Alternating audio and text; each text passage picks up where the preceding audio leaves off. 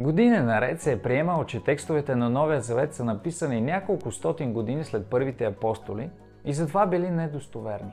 Уилям Олбрайт, един от водещите световни библейски археолози, коментира: вече можем категорично да кажем, че няма солидна основа за датиране на която и да е книга от Новия Завет след 80-та година след Христа.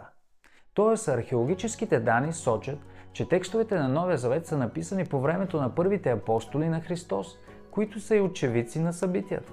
Освен това, Новия Завет е най-добре удостоверения древен ръкопис с открити над 5800 гръцки ръкописа, 10 000 латински ръкописа и 9300 ръкописа на други езици, общо над 24 000 ръкописа, уникално за древен текст. Този факт показва изключителната позиция на Библията по отношение на текстовото предаване и съхранение. За сравнение, например, на поемата Илиада от Омир имаме открити едва 643 гръцки ръкописа. Освен това, ранните християнски писатели от 1 до 4 век в своите книги са цитирали обстойно Новия Завет. Съществуват над 1 милион цитата и тези цитати също потвърждават автентичността на съдържанието и последователността на ранните библейски текстове. Чрез научния процес текстология, учените са реконструирали вероятния оригинален текст на Новия Завет с над 99% точност. Заключението: въпреки че съществуват малки разлики между ръкописите, например правопис, словоред и синоними, смисълът на Библията е прецизно запазен. Още информация виж в описанието. Да поговорим за Стария Завет.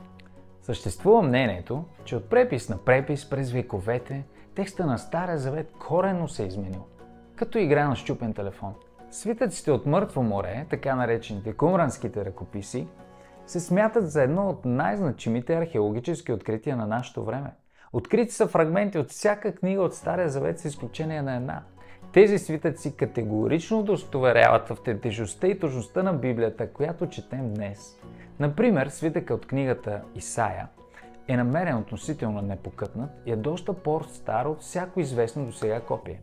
Той е 95% дума по дума идентичен с това, което имаме днес. Останалите 5% представляват малки вариации в изказа, окончания и съюзи, не променящи основния смисъл според експерт.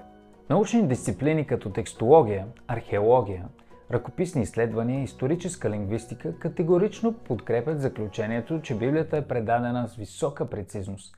Археологията не познава нито едно откритие, което да противоречи на Светото Писание.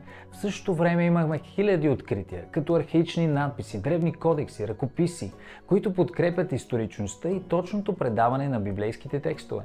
Повече за това в следващото видео. Не забравяй да удариш един subscribe и сподели това, което те вдъхновява.